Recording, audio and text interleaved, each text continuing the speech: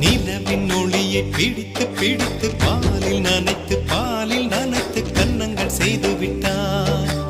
உலக மலர்கள் பறித்து பறித்து 2 பந்துகள் அமைத்து அமைத்து பெண்ணை சமைத்து விட்டார். அழகு என்பது ஆண்பாலா பெண்பாலா என்பதில் எனக்கு சந்தேகம் தீர்ந்தது. அழகு என்பது நிச்சயம் பெண்பாலடா. கவிதை என்பது மொழியின் வடிவம் என்றொரு கருத்து